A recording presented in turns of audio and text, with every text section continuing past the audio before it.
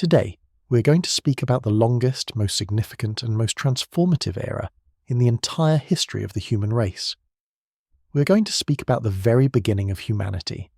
This is an era that stretched on for more than 2 million years, a vast ocean of time that witnessed absolutely everything. It is where everything began. This is the story of the Paleolithic Era, the Old Stone Age. We are speaking of the Old Stone Age, not the Middle or the New. Yes, there are Middle and New Stone Ages as well, but tonight our focus is on the deep roots. First, I will show you how the first human crafted a simple stone tool, a humble object that changed everything in his life and set us on a path to the stars. Second, you will discover how humanity discovered fire and controlled it for the first time in history, taming the wild beast of the night. Third, I will tell you the tale of the Great Migration, the single greatest adventure in the history of our species, where we walked out of our cradle to conquer the world. Fourth, you will learn the dramatic story of the meeting between Homo Sapiens and the Neanderthals in the freezing lands of Europe, how they lived together, interbred, and competed until the Neanderthals faded away and we remained alone. Fifth, I will show you the Great Cultural Revolution, that magical moment when humanity became artists and creators for the first time. And finally, I will take you on an immersive journey inside a single complete day in the life of a Stone Age tribe. You will live with them from the first light of dawn until the dead of night. You will experience the hunt, the cooking, the play, the rituals, and the sleep. You will see how life was brutal and harsh, yet filled with love, cooperation, and joy despite the overwhelming odds. 2 million years ago, the human being was merely a cute, defenseless creature, walking naked on 2 feet across the vast, terrifying savannas of Africa. He was surrounded by predators stronger than him by hundreds of times. There were no houses to protect him, no fire to warm him, and certainly no fighter jets to defend him. How did this poor, cute creature transform from a hunted prey, frightened of his own shadow, into the undisputed master of this vast planet? This story will teach you great lessons you may never have imagined before in your life. Lessons about creativity and innovation, when humanity faces the impossible and refuses to surrender to overwhelming difficulties. Lessons about cooperation and teamwork when life is harsh and cruel, and there is no place for the weak within it. Lessons about curiosity and courage when a human decides to explore what lies beyond the unknown horizon. Before we begin this epic journey, if you enjoy the content we present here, even a little, do not forget to press the subscribe button and the like button. Share this story with your friends and tell me in the comments which country you are listening from and what the time is right now. If you are listening to us in the early morning, stand up and make yourself a cup of hot coffee, and woe betide you if you put sugar in it and ruin it. However, if you are listening at night before sleep, do not get too excited and make coffee. Just relax, close your eyes, and let us sleep. Let us go. Let us begin the journey. Let us travel back to the moment that changed everything. We are going back 2,300,000 years, specifically to a place we call Kenya today, in East Africa. The sun is rising over vast green plains that extend to the end of the distant horizon without any boundaries. Massive acacia trees are scattered here and there, and enormous animals graze on the grass in total silence. There are giant elephants, towering giraffes, and endless herds of zebras and swift antelopes. But this quiet, beautiful paradise was, in reality, filled with danger and death in every corner. Hungry lions hid among the tall grasses, waiting for the perfect moment to pounce on their prey. Cunning hyenas roamed in large packs, searching for any weak creature to tear apart piece by piece. In this harsh world, full of savagery and blood, lived a small, weak creature named Homo habilis. This name means, in ancient Latin, the handyman, and we will know shortly why they gave him this exact name. Homo habilis was short in stature, his height not exceeding 1 meter and 30 centimeters. His body was thin and weak, covered in light hair, and his face resembled apes more than it resembled modern humans. His brain was relatively small, though it was slightly larger than the brains of the apes that lived with him in the same place. On an ordinary morning in that deep ancient time, something happened that would alter the course of all history. A young man from the Homo habilis tribe, let us call him Caro, was sitting near the bank of a small river.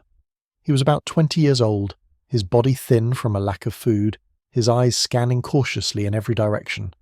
In front of him lay a large piece of black volcanic rock, and in his right hand he held another stone, smaller in size but heavier in weight. He had been very hungry for 2 days, having eaten nothing but some dry fruits and bitter roots. Yesterday, he had watched a massive lion hunt down a zebra hundreds of meters away from his spot. After the lion was satisfied and left the remains of the prey, the hyenas and vultures came to eat what was left. When all the predators had gone, Caro and the members of his tribe approached the spot with extreme caution.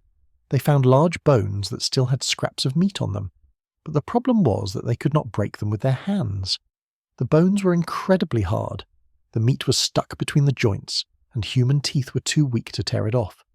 Inside those bones lay something very precious, fatty marrow, full of calories and energy. But how could they reach it?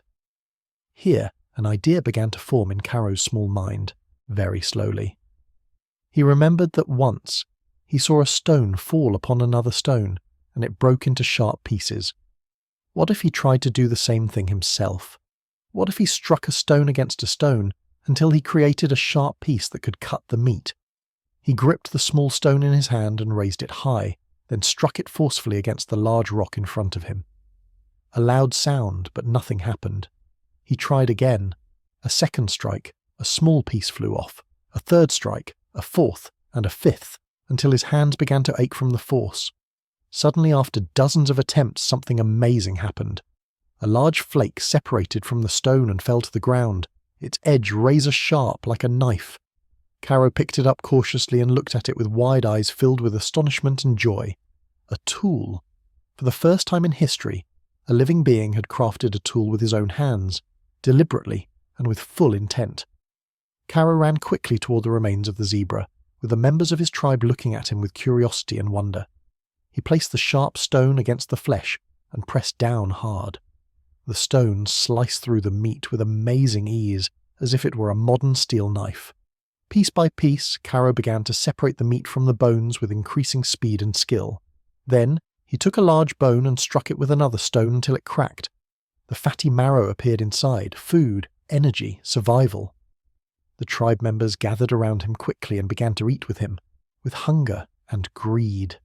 Little by little, they began to imitate him. They struck stone against stone, trying to make tools like his. Scientists today call these the Oldowan tools, named after the Olduvai Gorge in Tanzania where they were found for the first time. They were very simple tools, but they were a true revolution. This simple tool changed everything in the life of early man, radically and completely. Now he could cut meat easily, break bones and access the precious marrow. He could obtain more protein, more fat, and more energy than ever before. And the more protein he ate, the larger his brain grew, and the smarter and more capable of thinking and innovation he became. It was a continuous cycle. A better tool brings better food, which builds a larger brain, which invents a better tool. But the tool was not just for food. Humans began to use it to cut branches and make long sticks for self-defense. They used it to dig into the earth and extract roots and tubers that were edible from the deep soil. They used it to craft other tools, more complex and more useful in daily life. Slowly, extremely slowly, over thousands upon thousands of years, the tools improved. They became more precise and refined, from a mere broken stone to a carefully shaped rock with sharp edges on all sides. From a single simple tool to a diverse set: knives, scrapers, drills, and hammers. Man was no longer a weak creature, helpless and powerless before the cruelty of fierce nature. He became a smart creature, using his mind to solve problems and to create tools that helped him survive. The tool was the first step, but it was not enough. There was something else waiting for him, something more dangerous, more important, and more powerful than any tool in the world, something that would change the destiny of humanity forever. Fire. Hundreds of thousands of years passed since the moment Caro made the first stone tool. Humans evolved. A new species appeared, smarter and stronger, named Homo erectus, the upright man. He was named this because he walked fully upright on 2 strong legs. He was tall, his height reaching about 1 meter and 80 centimeters, his body stronger, and his brain much larger than Homo habilis. His tools became better and more complex, hand axes, beautifully shaped with symmetrical edges. But despite all this development, humans still suffered from a very big problem: the cold. In that time, the climate was constantly changing between warm periods and harsh, icy glacial periods. When the cold period came, the temperature dropped terribly, even in the heart of tropical Africa. The nights were deadly, a biting cold that penetrated the bones, and a pitch-black darkness filled with terrifying sounds. The sounds of lions roaring in the dark, and the sounds of hyenas laughing in a terrifying, insane way. Humans would sit in a cave or under a tree, shivering from the cold and fear all night long, waiting for the sunrise with desperate impatience to feel warmth and safety again. But fire existed in nature since the beginning. Lightning would strike a dry tree and flames would ignite, spreading through the forest with terrifying speed. Volcanoes would erupt, spewing molten lava that burned everything in its path. Humans feared fire intensely. They fled from it just as the rest of the animals fled. But something began to change very slowly in the mind of early man. He noticed that predatory animals also feared fire and stayed away from it. He noticed that the scorched earth after a forest fire remained warm for long hours. He noticed that meat which had been slightly burned by fire tasted better and was easier to chew. Slowly, very slowly, over tens of thousands of years, humans began to approach fire. They started collecting burning branches from natural fires and carrying them cautiously to their dwelling places. They would place them on the ground and try to keep them burning by adding new dry branches. But fire was very difficult to control. Sometimes it would go out suddenly, and sometimes it would spread and burn everything. Until that night came, a cold, biting winter night about 1 million years ago, somewhere in East Africa. A small tribe of Homo erectus, about 20 individuals, were gathered in a narrow cave. The cold outside was lethal, the strong winds were blowing away everything, and the darkness was total. One of them, a middle-aged man named Zorro, was trying to start a fire from old branches. But the branches were damp, and the fire would not light no matter how hard he tried. The children were crying from the cold, and the women were holding them close, trying to warm them with their bodies. Zorro felt intense frustration and anger at his repeated failure. Suddenly, in a moment of despair and rage, he took a stone and struck it forcefully against another stone. A small spark flew. Zorro stopped suddenly. What was that? He struck the stone again. Another spark, stronger this time. His heart began to beat fast and his eyes widened with wonder and excitement. Could it be? He placed some dry grass in front of him and began to strike the two stones together with force and speed. Spark after spark. Then suddenly fire.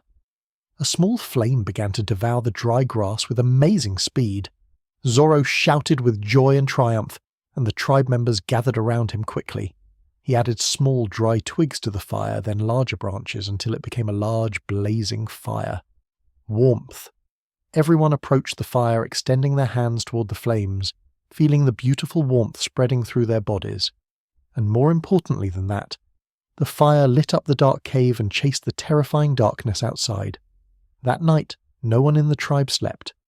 They sat around the fire looking at the dancing flames with eyes full of awe and admiration. It was the most beautiful night of their lives. From that moment on, humans were never the same again. They became a creature that could create fire whenever they wished, by striking a stone against a stone or by rubbing a stick against a stick.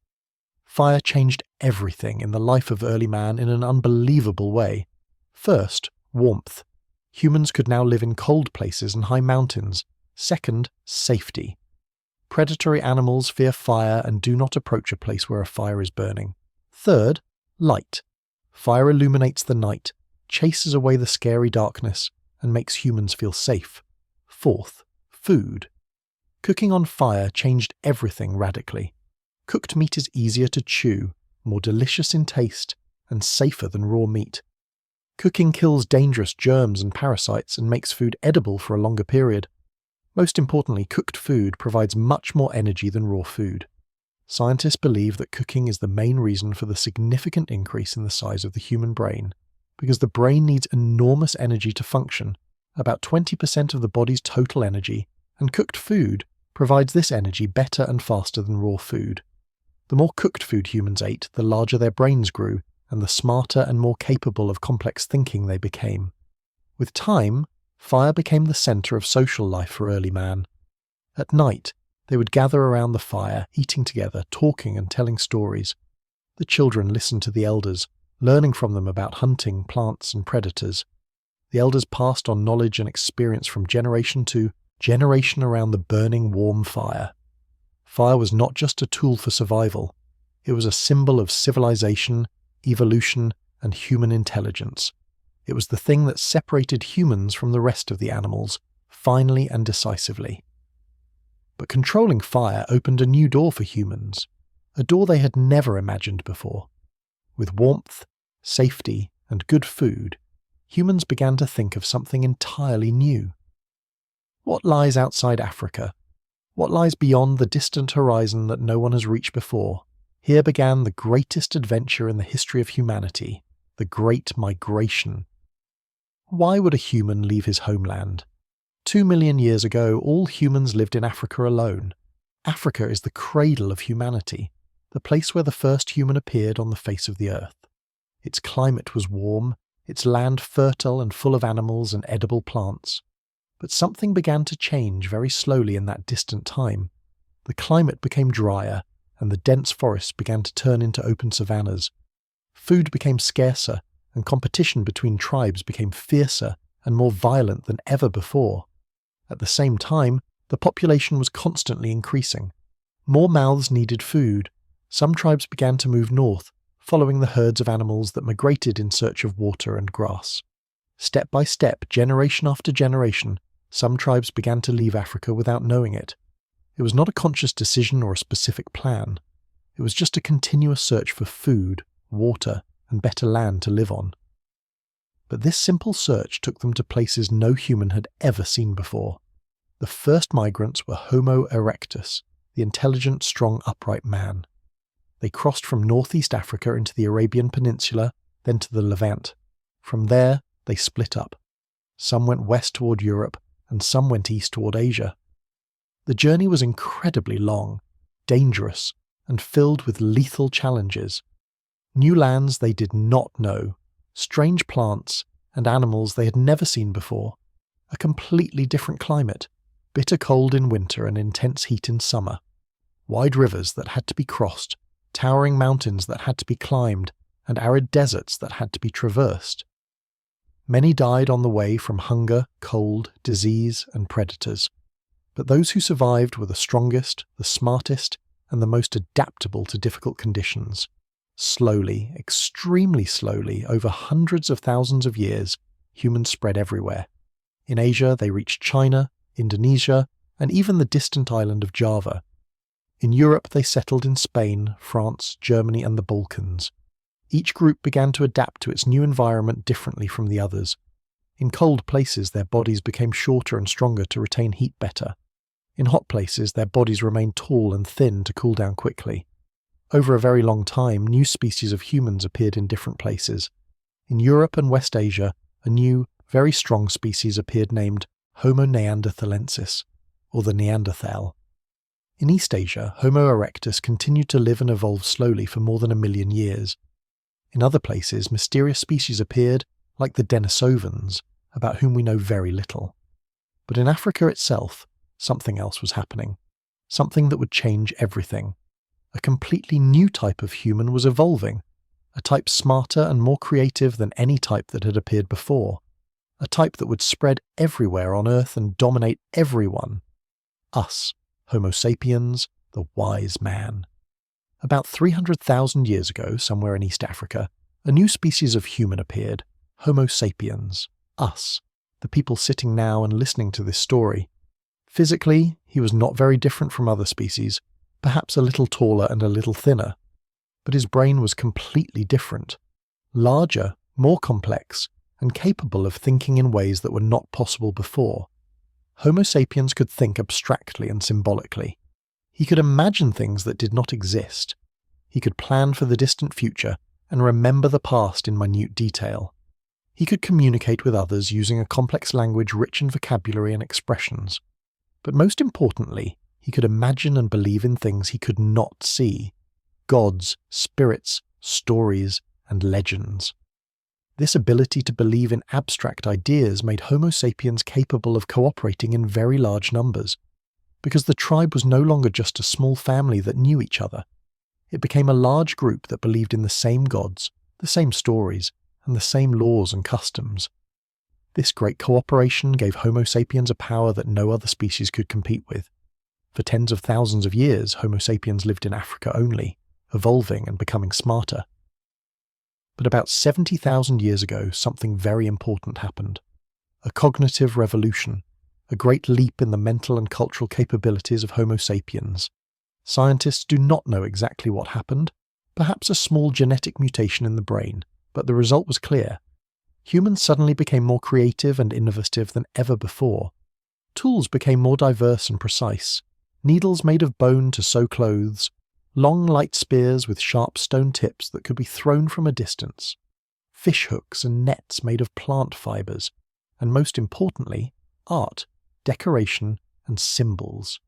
Necklaces of shells and coloured beads worn around their necks, drawings on stones and cave walls telling stories and important events, burying the dead with special rituals, placing tools and food with them for the afterlife.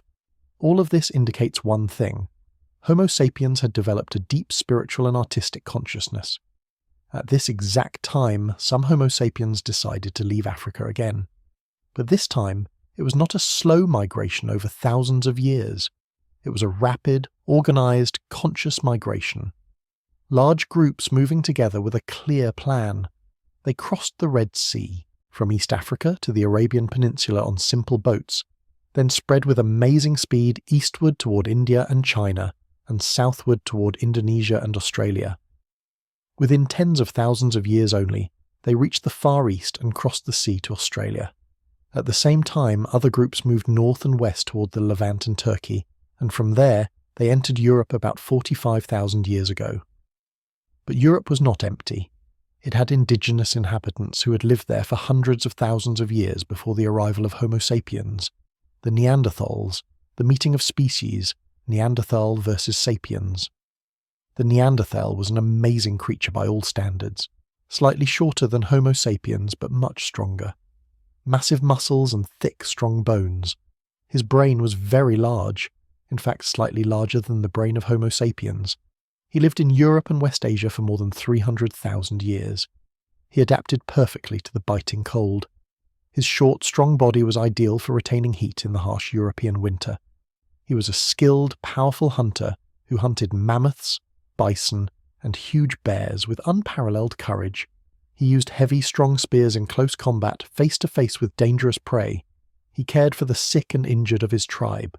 Skeletons of old Neanderthals have been found who lived for years despite serious injuries.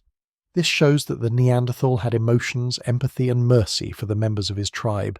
He buried his dead sometimes with tools and flowers, a sign of spiritual awareness. He used colours and ornaments. Coloured shells and bird feathers have been found in Neanderthal sites. In short, the Neanderthal was not a stupid brute as people used to think in the past. He was an intelligent, strong, successful human who lived and flourished in Europe for hundreds of thousands of years. But when Homo sapiens came to Europe, something strange and tragic happened. In the beginning, the meeting was relatively peaceful. The two tribes, Neanderthal and Sapiens, lived in the same areas for thousands of years. They exchanged tools and knowledge, and perhaps even intermarried and had joint children. Scientists today know from DNA analysis that most modern humans have Neanderthal genes. About 1 to 4% of modern human genes come from Neanderthals. This means that Homo sapiens and Neanderthals did indeed marry and have children together. But despite this limited coexistence and interbreeding, there was intense competition for resources. Food, water, caves, and hunting grounds were all limited. And Homo sapiens had a very big advantage over the Neanderthal: cooperation. The Neanderthal lived in small groups, a family or tribe not exceeding 20 or 30 individuals. But Homo sapiens could cooperate in very large groups, hundreds and perhaps thousands of individuals, thanks to complex language and the ability to believe in abstract ideas and shared stories. This great cooperation gave Homo sapiens the ability to control resources better. Little by little, over thousands of years, the Neanderthal began to lose the battle. The areas rich in food were taken over by Homo sapiens, pushing the Neanderthals into poor mountainous areas. Hunger, disease, and cold began to weaken the Neanderthal tribes one after another. About 40,000 years ago, the last Neanderthal on the face of the earth went extinct. No one knows exactly how the last Neanderthal died. Perhaps from hunger, cold, or disease. Perhaps killed by a Homo sapiens in a conflict over food. Or perhaps he died alone in a dark, cold cave, with no one left of his people to bury him. A true tragedy. A complete species of humans lived for hundreds of thousands of years, and then disappeared forever. But his genes remained alive in our bodies, a witness to that ancient meeting between two types of humans. Now, after Homo sapiens had won, and became the only human species on Earth, he began to do something no creature before him had ever done. He began to create. The Cultural Revolution, art and spirit. When man became an artist. About 40,000 years ago in Europe, a revolution occurred unlike anything the world had seen before. A revolution in art, creativity, and deep spiritual expression of the human self. Homo sapiens, who had been busy only with hunting and survival, suddenly began to think of other things: beauty, art, symbols, and meaning. Tools became incredibly precise and complex. Long, thin blades sharp as razors, usable for many different purposes. Needles made of bone and ivory, very fine, to sew tight leather clothes against the cold. Light spears with sharp stone heads fixed with natural glue. The first complex composite tool, spear throwers, a wooden tool that doubled the throwing power and made hunting easier and safer. And most importantly, artistic creativity that had no parallel in all of history. Small statues carved from ivory, stone, and baked clay. The most famous are the Venus figurines, statues of women with full bodies and exaggerated features. Hundreds of them have been found in different sites from France to Russia. Some are very small, fit to be held in the hand, and some are larger, the size of a palm. Scientists do not know exactly what these statues meant to ancient man. Perhaps symbols of fertility and motherhood. Pregnant women were very important for the survival of the tribe. Perhaps good luck charms or protection from evil and disease. Or perhaps just beautiful art made by a skilled artist because he wanted to express something inside him. But the greatest artistic creation in the Paleolithic era was undoubtedly cave art. Drawings and engravings on the walls of dark caves deep in the mountains. The first to discover these drawings was in the 19th century in Spain, a cave called Altamira, full of coloured drawings of huge animals, bison, horses and deer, drawn with unbelievable precision and beauty. The colours were red, black, and yellow, made from coloured earth and burnt charcoal. At first, scientists did not believe these drawings were old. They thought them a modern forgery. How could primitive man paint with such beauty and perfection? But with the discovery of more painted caves in France and Spain, there was no longer any doubt. Ancient man was a great artist. The most famous of the painted caves is Lascaux in southern France. Discovered in 1940 by 4 teenagers playing in the forest, they entered the cave by chance and found themselves in a huge hall with walls covered in coloured drawings. Giant bulls, horses, deer, and strange animals, some extinct long ago. The colours are still bright and vivid, as if painted yesterday, not 17,000 years ago. The ancient artist used every possible technique to make the drawings alive and realistic. He used the natural contours of the wall to give the animals a 3-dimensional shape. He drew some animals with 8 legs to give a sense of movement and speed. He used shadows and lighting to make the animals look alive and breathing. And when he held a lamp of burning fat and walked in the dark cave, the dancing shadows on the walls made the animals look as if they were moving and running. Prehistoric cinema. But why did ancient man paint these drawings in the depths of dark caves? Scientists have many theories, but no one knows the complete truth exactly. Perhaps they were magical rituals, drawing the animal before the hunt to ensure success. Perhaps they were religious rituals. The cave was a sacred place to communicate with spirits and gods. Perhaps it was a way to teach young people about hunting and different animals. Or perhaps it was just art. Humans have an innate need to express themselves. Beside the animals, there are also strange drawings, geometric shapes, dots and lines. Some scientists believe they are linguistic symbols, the first attempt at writing in history. Others think they are star maps, the first astronomical observations in human history. And there are also drawings of human hands, handprints on the wall. The artist would place his hand on the wall and blow colours around it, leaving the hand white, as if saying, "I was here, I exist, remember me." A message from a human who lived 30,000 years ago, reaching us today. Also among the most famous caves is Chauvet Cave in France. Discovered in 1994, it contains very old drawings, more than 30,000 years old, the oldest known cave drawings to date. And the amazing thing is that these very old drawings are painted with very high skill. They are not simple, primitive drawings, but sophisticated, mastered art, as if drawn by a professional artist. This shows that art did not evolve slowly from simple to complex, but appeared suddenly at a very high level from the beginning.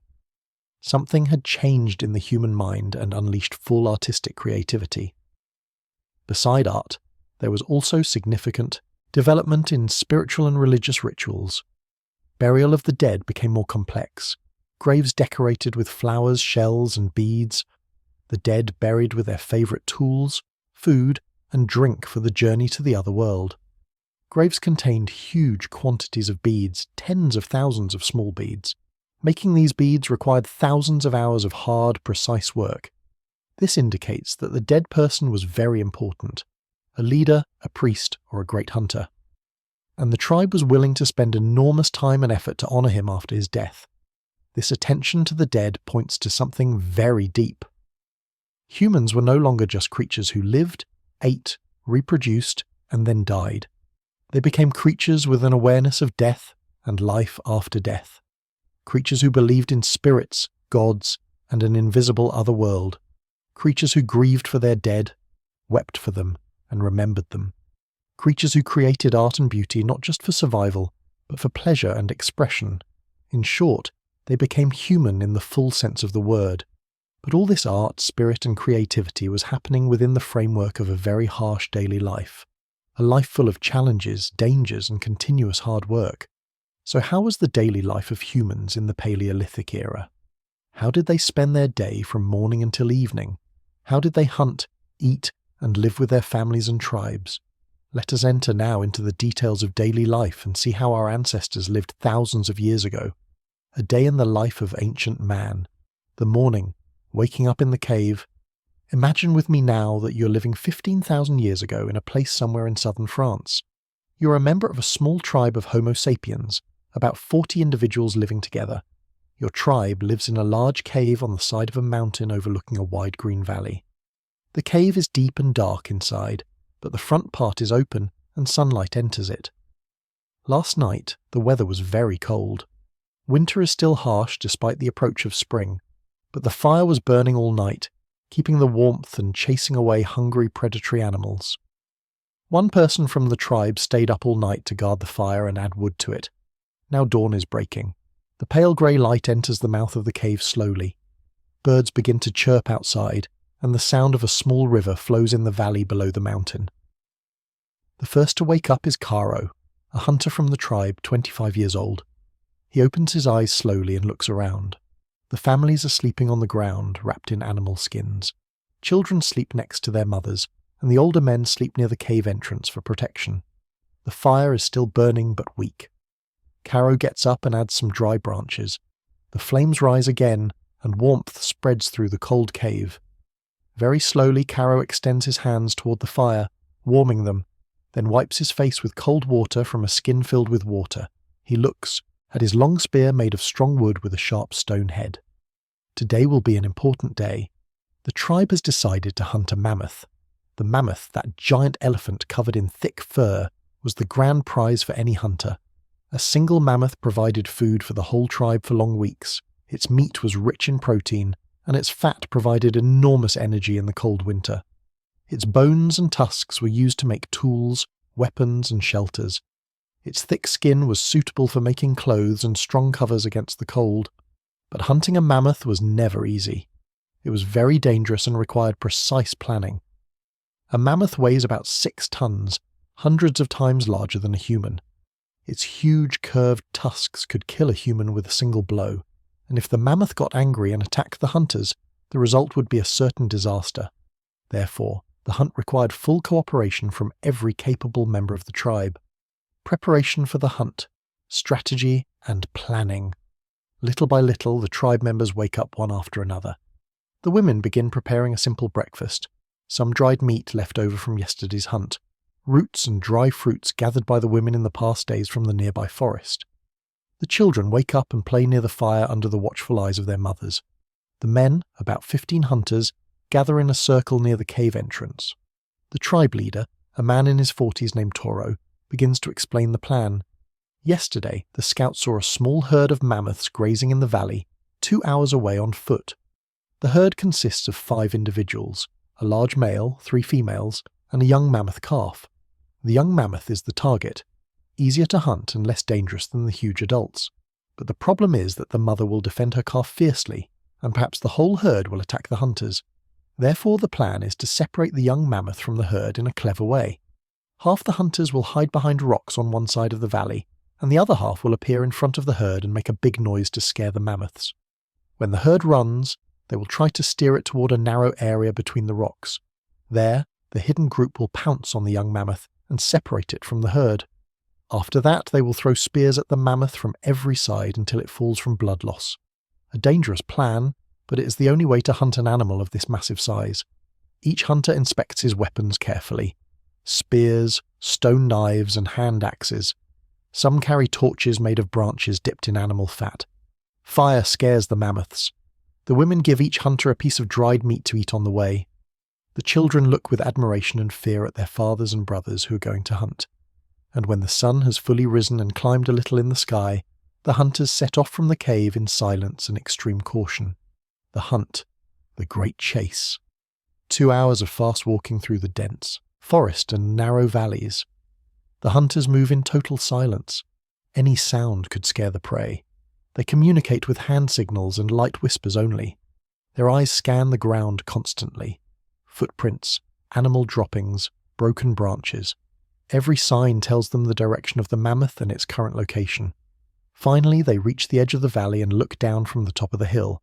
There, in the middle of the green valley, the herd grazes quietly. The giant mammoth covered in long brown fur looks massive and majestic from a distance. The small mammoth plays beside its mother. Their target today. Toro gives the signal. The group splits into 2 halves as planned. Half the hunters go down cautiously toward the rocks on the eastern side and hide. The other half with Toro stay on the hill waiting for the right moment. Their hearts beat fast and adrenaline runs through their veins. Then suddenly, the signal. The hunters on the hill begin to scream and strike stones with sticks. A loud, scary noise fills the valley and terrifies the quiet herd. The large mammoth lifts its head suddenly and lets out a loud sound, a warning call. The herd starts to move, fleeing away from the source of the scary sound. But the hunters wave their burning torches and scream more. The mammoth flees toward the only safe direction, the narrow pass between the rocks, exactly as planned. When the herd enters the narrow pass, the hidden group jumps suddenly from behind the rocks. They scream and wave burning torches and throw stones forcefully. The large mammoth turns and tries to flee in the opposite direction. But the young mammoth is confused and scared. It separates from its mother and runs in another direction. Now, this is the moment. Cairo and 3 other hunters run at top speed after the young mammoth. They throw spears from a distance. Some miss and some hit the mammoth in its side. The mammoth screams in pain and tries to run faster, but the wounds slow it down. Another spear hits it in the neck, and a third in the hind leg. The mammoth stumbles and almost falls, but tries to continue running in desperation. The hunters do not stop. They throw more spears and heavy stones. Finally, after a long, exhausting chase, the mammoth falls to its knees. Blood flows from its many wounds, staining the ground red. Caro approaches cautiously. The mammoth is still alive and can be dangerous. He raises his final spear and stabs the mammoth in the neck with all his might. The mammoth makes a final faint sound, then falls on its side. No movement. It is over. The hunters scream with joy and victory. They succeeded. A successful hunt with no serious injuries in their ranks. A great blessing. But the work is not done yet. Now this giant mammoth must be transported to the cave. The return and celebration. Food and joy. Butchering the mammoth takes long hours of hard, exhausting work. The hunters use sharp stone knives to separate the skin from the meat. They cut the meat into large pieces that can be carried on shoulders. They break the bones to extract the precious fatty marrow from inside. They collect the internal organs, liver, heart, and kidneys, all edible. They separate the huge tusks carefully. They will be used to make new tools and weapons. The work continues until noon. The sun is hot and flies fly around the blood. Finally, everything is ready. Each hunter carries a large piece of meat on his shoulders. The journey back to the cave is much harder. The loads are very heavy and the distance is long. They walk slowly, tired, but their hearts are full of pride and happiness. When they approach the cave in the evening, the women and children see them from afar. They scream with joy and run to meet them. The hunt succeeded. The men place the meat on the ground in front of the cave, and everyone gathers around it. Toro, the leader, starts distributing the meat fairly. Each family takes its share according to the number of its members. The hunters who risk their lives get the best cuts. Caro, who stabbed the mammoth the final stab, gets the heart, a great honour. The women immediately start cooking the meat on the fire. The smell of roasted meat fills the cave. Some meat is cooked immediately, some is hung to dry in the air for preservation, and some is buried in deep, cold pits underground to stay fresh for weeks. When night comes, the whole tribe sits around the large burning fire. They eat the delicious roasted meat with greed and appetite. The first hearty meal in days. Fat runs down their chins and everyone laughs and talks happily. The children play and run around the fire, and the adults tell the story of the hunt again and again. Caro stands up and acts out how he stabbed the mammoth, and everyone claps for him enthusiastically. One of the older men takes a hollow bone and blows into it. A deep musical sound. Another beats on a stretched skin over an empty skull. A steady rhythm. And the women start dancing around the fire. Simple, repetitive movements to the beat of the drum. Everyone joins gradually, men, women, and even children, dancing and singing a song with no clear words, just sounds and rhythms expressing joy and gratitude. Thanks to the spirits that gave them the mammoth, thanks to the brave hunters, thanks to life itself. These moments around the fire are the most beautiful moments of their lives. Moments where they forget fear, hunger, cold, and danger. Moments where they feel belonging, safety, and love inside the large tribe. Roles and tasks. Everyone has a place. But life in the Stone Age was not all hunting and celebrations. It was full of continuous daily work necessary for survival. Every individual in the tribe had a specific role and task contributing to everyone's survival. The strong men were the hunters, going out almost every day in search of precious meat. But hunting was not always this successful. Sometimes they returned empty-handed.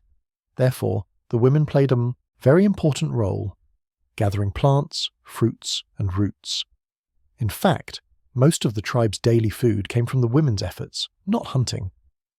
Every morning, a group of women goes out to the nearby forest and open fields. They carry baskets made of woven branches and leather bags to collect food. They know exactly where edible plants grow and which are poisonous and dangerous.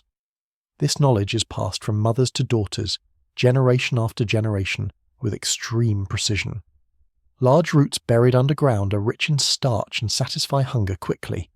Seasonal fruits, berries, wild apples, and nuts rich in beneficial oils. Small seeds ground between two stones to make a kind of primitive flour. Mushrooms and medicinal herbs that treat diseases and wounds with amazing effectiveness. Women were also responsible for preparing food and cooking it on the fire carefully. They wash the roots, peel them, and cook them in hot water until completely soft. They dry meat in the sun or smoke it over the fire to stay good for long weeks. They make clothes from animal skins using fine bone needles and threads. This work requires high skill and long patience. Every stitch must be tight. Good. Tight clothes protect against the deadly cold and prolong life in winter. Children also had an important role despite their young age and weak bodies. Small children stay near the cave playing under the care of older women, but when they reach the age of 6 or 7, they start helping with chores. They gather dry wood for the fire, a necessary task that needs constant effort every day. They carry water from the river in leather bags and vessels made of bark. They help clean animal skins and remove hair and fat from them with stones. And most importantly, they learn from the adults all the skills necessary for survival. Boys follow their fathers on short hunting trips. They learn tracking animals. They learn how to read footprints on the ground and how to know the wind direction, how to make stone tools by striking a stone against a stone at the right angle, how to throw a spear with accuracy and power, and how to move silently in the forest. And girls follow their mothers. They learn the names of plants, where they grow, and harvest seasons. They learn how to sew clothes and how to tan skins to become soft and flexible, how to care for babies and small children, and how to treat simple illnesses. All this knowledge was passed orally. No writing, no schools, no books, just observation, imitation, and continuous practice until the child masters the skill completely. Elders who passed 40 or 50 years were a treasure of knowledge. They were the ones who lived long years, saw everything, and experienced everything. They know the secrets of nature, migration seasons, and places for food and water at all times. They know the old stories about their ancestors, spirits, gods, and legends. At night around the fire, the elders sit telling stories to the young ones in a quiet, deep voice. Stories about a great hunt that happened years ago where their grandfather killed a huge bear. Stories about a very harsh winter where half the tribe died, but the rest survived. Stories about the spirits of the forest that must be respected, or they will get angry and bring disasters. These stories were not just entertainment. They were a way to transmit knowledge and wisdom. They taught the young ones morals, values, and acceptable behavior inside the tribe. They strengthened the bonds between generations and made the tribe a cohesive single unit. Shelter and cave life. Caves were the preferred dwellings for humans in the Paleolithic era for many reasons. A cave provides natural protection from cold, wind, and heavy rain in winter. Stone walls keep heat from the fire and prevent large predators from entering. But not all caves were habitable. Certain conditions had to be met. The cave must be dry, not damp, or the inhabitants would get chest diseases. It must be close to a water source, a river or spring, because water is essential. It must be in a slightly elevated location, so the valley and any approaching danger can be seen. It must have only one entrance that can be easily guarded at night. And if the cave was large enough for several families, that was much better. Inside the cave, life was organized simply but very effectively. At the front near the entrance, the main fire burned all the time, day and night. This fire is the heart of life. Warmth, light, cooking and protection all come from it. Around it was the work area. Here women cook and sew and men make tools. Broken stone tools, old spears, bones and animal skins are scattered everywhere. Deeper inside the cave were the sleeping areas. Each family had its own space. The floor was covered with soft animal skins, dry branches and grass for warmth and comfort. In the freezing winter, they slept very close together to share body heat. Small children slept between their parents and everyone covered themselves with many thick skins. But not all people lived in caves. Some areas had no caves. In open plains, humans built shelters from materials available in nature. Simple tents of animal skins stretched over a frame of strong branches. In some places, they built shelters from massive mammoth bones. An amazing sight. Large bones placed as a frame, skins stretched over them, and fixed with heavy stones. These shelters were strong enough to withstand strong winds and heavy snow. Fire inside the shelter provided warmth and light just like in natural caves. Rituals and spiritual beliefs. But life was not just work, food, and sleep. There was a deep spiritual side. Humans in the Paleolithic era believed in invisible forces controlling their lives. Spirits of animals they hunted must be respected and thanked, or they would get angry and prevent the hunt. Spirits of ancestors who died are still around them, watching and helping them. Spirits of nature, the sun, moon, stars, rivers, and mountains are all alive and conscious. Before every big hunt, hunters held a simple ritual to ask for success. They drew pictures of the animal on the ground or on the cave wall with charcoal and colours. They danced around the picture and chanted songs with no clear words, just sounds and rhythms. They believed this ritual gave them the animal's power and ensured the success of the hunt, and when they killed an animal, they thanked its spirit and asked for forgiveness. They left a small part of the meat at the hunting site as an offering to the angry spirit. Burial of the dead was the most important religious ritual in the life of the tribe without doubt or argument. When a tribe member died, everyone grieved deeply and sincerely. They washed the body with water, dressed it in its best clothes, and decorated it with beads and shells. They dug a deep hole in the cave floor or in a special place near the cave. They placed the body in the hole in a specific position, often on its side with knees bent. They placed with it its favourite tools, spear, knife and axe to use in the other world. They placed food and drink with it for the long journey to the distant world of the dead. They sprinkled the body with red powder, iron oxide, symbolising life and blood.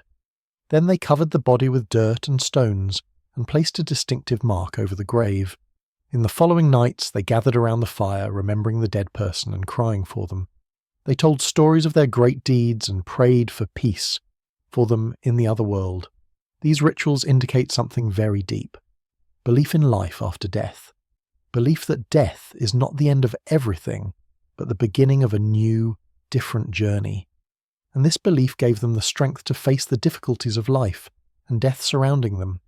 Some tribes had a shaman, a special person believed to communicate with spirits. The shaman is often an old man or woman with vast knowledge of herbs and rituals. He treats the sick with herbs and spells and drives evil spirits from the body. He enters a trance state, perhaps using hallucinogenic plants, and sees strange visions. He sees spirits, talks to them, and asks for help and protection for the tribe. And when he returns from the trance, he tells the tribe what he saw and heard from the spirits. The tribe respects and fears him at the same time. His power is mysterious and dangerous, but also necessary for the tribe's health and safety from angry evil spirits. Language and communication. The power of the word. Language was the greatest invention in the history of humanity, without dispute or doubt. Without language, humans would never have distinguished themselves from other animals. Language allowed humans to transmit complex information quickly and accurately, to plan for the future, remember the past, and imagine things that do not exist, to cooperate with others in very large groups to achieve common goals. But how did language begin? No one knows exactly because it leaves no fossil trace. Perhaps it started with simple sounds, a warning of danger or a call for food. Then it evolved gradually over hundreds of thousands of years into a complex language. By the Upper Paleolithic Era, 40,000 years ago, language was very developed. Humans could express complex abstract ideas with clear words. They could tell a long story about a hunt that happened yesterday or years ago. They could describe a distant place the listener had never seen before. They could plan for a hunt happening tomorrow and explain each individual's role precisely. And most importantly, they could teach complex knowledge to the next generation with words, how to make a good stone tool, where to strike the stone, with what force and at what angle, which plants are edible and which are deadly poisonous, life or death information, how to track an animal in the forest, hidden signs only a skilled expert sees. All this knowledge was passed by words from generation to generation with amazing accuracy. And thanks to language, humans became capable of believing in shared invisible things. Stories about gods, spirits, and great ancestors who lived in the distant past. Social laws and customs. What is allowed and what is forbidden inside the tribe. Shared identity. We are the wolf tribe, or the eagle tribe, or the bear tribe. This shared belief made the tribe a strong, cohesive unit.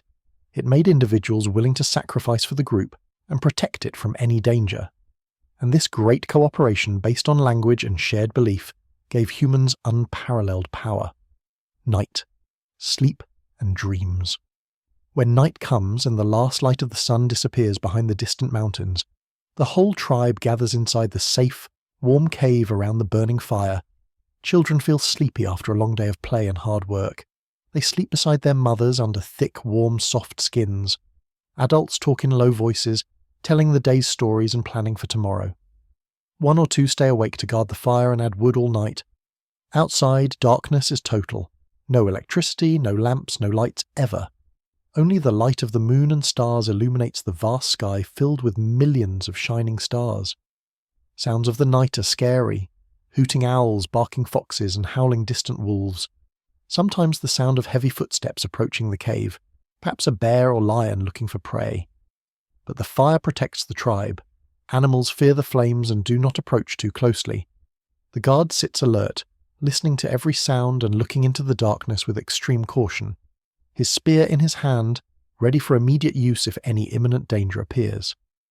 Long hours of silence and waiting until the next person's turn comes to replace him and sleep. In sleep, ancient man saw strange, exciting and scary dreams. Dreams about hunting animals, spirits, and unknown distant places. And they believed dreams were messages from spirits and gods that must be understood. In the morning, the dreamer tells his dream, and the shaman interprets it and explains its hidden meaning. A dream about a large animal might mean a successful hunt soon, by the will of the spirits. A dream about much water might mean coming rain or a dangerous flood. A dream about a dead person might mean their spirit wants something from the living. Thus was life in the Paleolithic era. Simple, but full of meaning, harsh, but full of love, cooperation, and belonging to the group. Dangerous, but full of adventure, excitement, and continuous challenge. Every day was a battle for survival against hunger, cold, and animals. But it was also an opportunity for joy, laughter, play, art, and music. An opportunity to build deep human relationships with members of the small tribe. An opportunity to feel belonging to something bigger than the self, the tribe, nature, and the universe. And now, after we have seen how humans lived in the Paleolithic era, it is time to conclude this long, great journey with a conclusion that summarizes everything. From the strike of a stone against a stone 2 million years ago, the great journey of humanity began. From the spark of the first fire that lit the darkness of the scary night came hope and power. And from a bold migration out of Africa, humans spread to every corner of the earth. Clear, practical lessons. This long story teaches us great lessons that can be applied in our lives today. Lesson 1. Innovation is survival. Ancient man did not possess physical strength, but he possessed a creative mind to solve problems. When he faced a challenge, he did not give up but thought and tried until he found the appropriate solution. Similarly in your life, intelligence and creativity are stronger than physical strength or money. Lesson 2. Cooperation is power. A lone human is weak, but with his tribe, he became capable of hunting the giant mammoth. True success comes from teamwork, not just individual effort.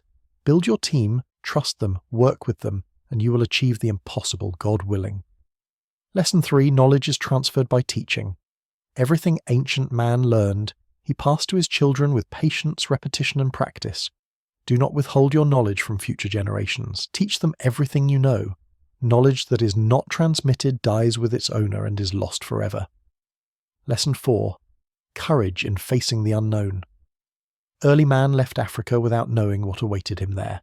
He risked his life and family to explore the unknown and search for better opportunities. Do not fear change and adventure. Sometimes the greatest successes come from bold leaps. Lesson 5. Art and spirit are no less important than food. Despite the harshness of life, ancient man found time for drawing, music, and rituals. Because a human is not just a body needing food, but a spirit needing beauty and meaning. Do not forget the spiritual and artistic side of your life crowded with work and responsibilities. My personal opinion. I personally believe that this story reminds us of something very important we have forgotten today. Our ancestors lived simply, but they lived deeply. They were connected to nature and to each other. Perhaps today we need to learn from them how to live with full hearts, not full pockets. And now our long journey through millions of years of great human history has ended. From the first stone tool to the greatest arts on the walls of dark caves. I hope you enjoyed the story and that it added something new and useful to you. If you liked the content, do not forget to press the subscribe button now. Share the video with your friends who are interested in history and great stories, and tell me in the comments which part of the story you like the most. Was it the discovery of fire, cave art, or the daily life of the tribe? Goodbye. The story's over.